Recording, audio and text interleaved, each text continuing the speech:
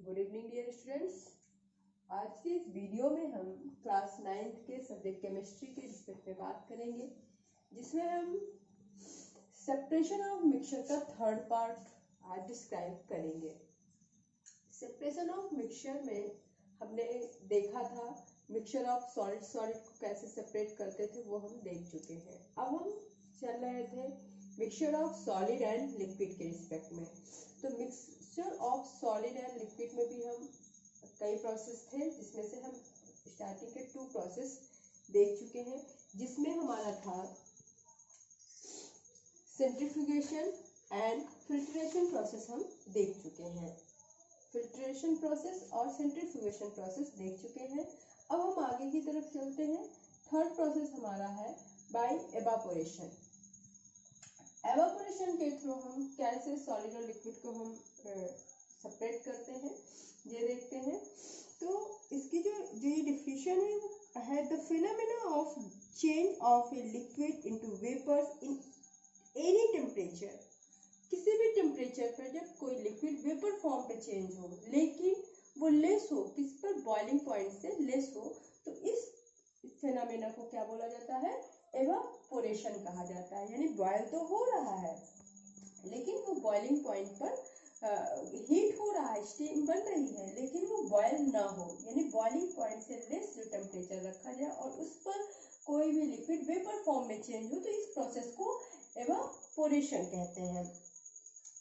और इस प्रोसेस में जब एक सॉलिड और लिक्विड का मिक्सचर, जैसे ये mixture of common salt and water, mixture of dye in water, mixture of copper sulphate and water, इनका जो है तो एक इसमें क्या है, वाटर लिक्विड है हमारा इस तीनों के इसमें, और हमारा जो common salt, dye, copper sulphate, ये हमारा क्या है, सॉलिड फॉर्म में है। तो जो सॉलिड है वो हमारा क्या होगा, यहाँ जब हम ये हम क्या लिए, हमने क्या किया है कि हमने एक एवापोरेशन प्रोसेस में हम क्या करते हैं कि सबसे पहले हम बात कर चुके हैं इस तरीके के स्ट्रक्चर के बारे में। ये हमारा स्टैंड है, हमारा बर्नर है, वायर गॉज है, बीकर है, और ये हमारा चाइना डिश है। इसमें हमने क्या रखा हुआ है, एक इंक रखी हुई है। इंक जो हम स्पेशली पेन की जो इंक होती है, उसी को हमने इसमें निकाल के रखा, जो लिक्विड और सॉलिड दोनों फॉर्म में एक साथ होता है। ये हमारा इस बीकर में हमने वाटर फिल किया है और इसको हमने हीट करते हैं। तो हीट करने के बाद वेपर बनने लगता है। वेपर बनने के बाद क्या होता है, ये हमारा जो फॉर्म है इसमें इंक हमारा रह जाता है, वाटर जो है, जिसमें लिक्विड फॉर्म का जो भी सॉल्वेंट रहता है, वो क्या होता है, वेपराइज हो जाता है। और इस तरीके से इस एवापोरेशन मेथड के थ्रू हम इंक को प्योरीफाइड फॉर्म में हम सेपरेट कर लेते हैं। हम डायरेक्ट इंक को या किसी भी कॉपर सल्फेट को या किसी को भी हम डायरेक्ट हीट नहीं करते हैं। क्यों नहीं करते हैं? क्योंकि ये डिकम्पोज होकर के ब्रेक हो जाएगा और ये फिर अदर केमिकल्स में कन्वर्ट हो जाएगा। इसलिए हम डायरेक्ट हीट ना करके, डिकम्पोज ना हो, इसके लिए हम वाटर बीकर में वाटर रख के तब हम हीट करते हैं। तो ये हमारा प्रोसेस क्या हो गया, एवापोरेशन हो गया। नेक्स्ट हम देखते हैं, नेक्स्ट प्रोसेस में हम by crystallization process. Crystallization process में क्या होता है कि कोई भी एक सॉलिड, जैसे ये हमारा प्यूरिफिकेशन ऑफ कॉपर सल्फेट है, purification of alum and potassium nitrate है। तो प्यूरिफिकेशन ऑफ कॉपर सल्फेट में हमने कॉपर सल्फेट लिया, जो हमारा ब्लू कलर का होता है, क्रिस्टली फॉर्म में होता है, इसे हम लैब में दिखा चुके हैं। ये एक सॉलिड फॉर्म है, ये भी एलम आपका फिटकरी है सॉलिड फॉर्म में, पोटेशियम नाइट्रेट भी आपको सॉलिड फॉर्म में होता है, सब क्रिस्टली फॉर्म में है, क्रिस्टल सॉलिड फॉर्म होते हैं। तो इसे हम वाटर में मिक्स करते हैं। तो जब इसे हीट करते हैं तो पूरी तरीके से ये जो है सेम है, इसी प्रोसेस से इसको हम हीट करते हैं तो ये क्या होता है, मिक्स हो जाता है, सॉल्वेंट और सॉल्यूट बिल्कुल मिल करके सॉल्यूशन तैयार हो जाता है। जब इसे हीट करेंगे तो ये वेपर फॉर्म होगा, जो वाटर होगा हमारा, वो पूरी वाटर जो होगा वो वेपराइज हो जाएगा, और हमारा जो ये पार्ट है, ये जो सॉल्यूट हमने डाला हुआ था, ये हमारा क्या होगा, पोर्सिलिन डिस्क में कलेक्ट हो जाएगा, और ये उसे हम कूल कर लेंगे। कूल करने के बाद हम इसे जो है अलग कर लेते हैं और फिर जब ये कूल हो जाएगा तो क्रिस्टल फॉर्म में आ जाएगा। इस प्रोसेस के थ्रू हम प्यूरिफिकेशन करते हैं कॉपर सल्फेट का, एलम का। हमने देखा भी होगा मार्केट में जो फ्लावर वगैरह मिलते हैं उसके ऊपर एलम की कुछ ड्रॉपलेट्स रहती हैं, तो इसी मेथड के थ्रू वो जो है क्रिस्टल फॉर्म में लाया जाता है। सो नेक्स्ट प्रोसेस हम देखते हैं बाय क्रोमेटोग्राफी।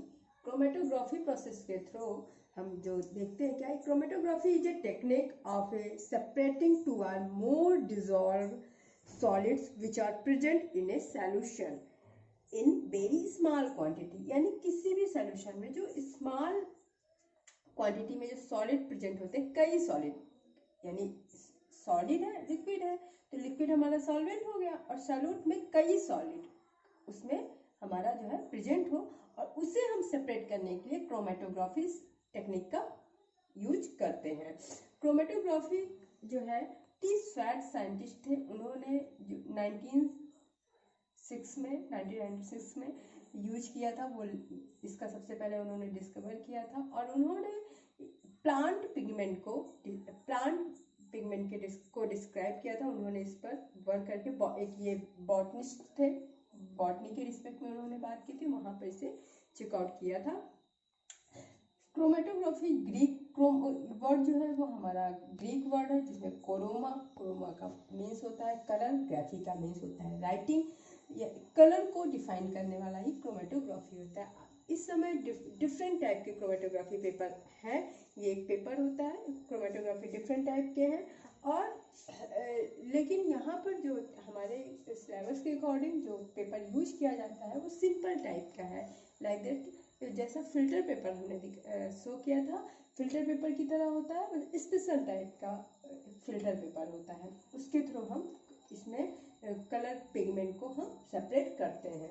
तो इसमें क्या करते हैं हम कि ये हमारा एक जो है ग्लास है, और इसमें हम क्या करते हैं, सबसे पहले हम इसमें जो है एक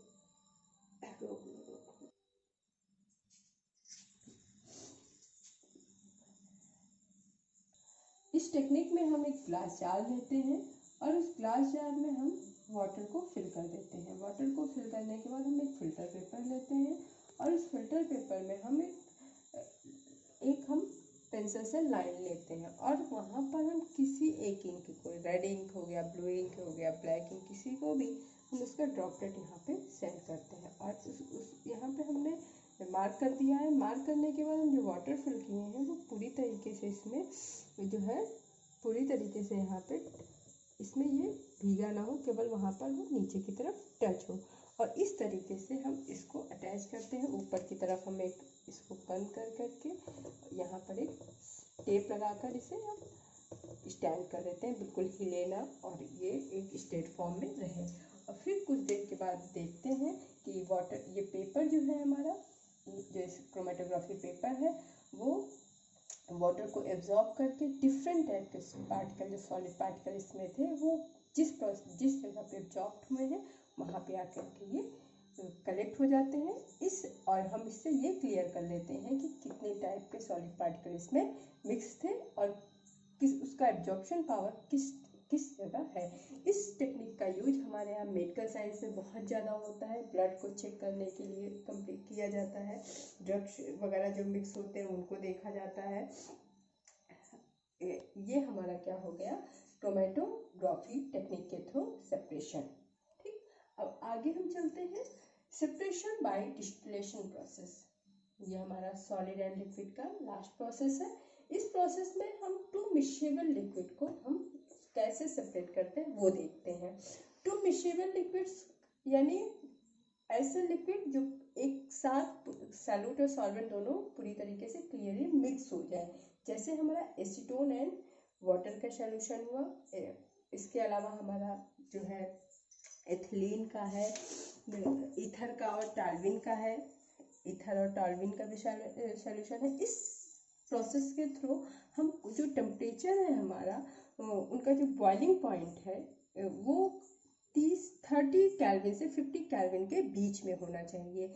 यानी ये जनरली हम कहते हैं कि 25 केल्विन से ऊपर होना चाहिए, तब हम सेपरेशन ऑफ डिस्टिलेशन प्रोसेस का यूज करते हैं। जबकि अगर 25 केल्विन से लेस होगा तो हम फ्रैक्शनल डिस्टिलेशन के प्रोसेस का यूज करेंगे, जो हम नेक्स्ट वीडियो में देखेंगे। इस प्रोसेस में हम क्या करते हैं कि ये हमारा जो है पूरा प्रोसेस है। इस प्रोसेस में ये हमारा स्टैंड है, ये हमारा ट्रिपल स्टैंड है, बर्नर है, वायर गॉज है, ये सब चीज़ें हमने देख ही लिया है। कोनिकल फ्लास्क है और इसमें हमने ये एक रॉड लगाई है। ये हमारा थर्मामीटर है। थर्मामीटर हमने यूज किया कि किस पॉइंट पर वो वेपराइज हो रहा है, जो भी हमने सोल्यूशन यहाँ पे रखा है। और उसके बाद ये हमारा जो है डिस्टिलेशन ट्यूब है। डिस्टिलेशन ट्यूब में क्या होता है कि एक तरफ हम वाटर को इन करते हैं, एक तरफ वाटर को हम आउट करते हैं। क्यों? क्योंकि पहले जो है ये क्या होता है, हीट होता है।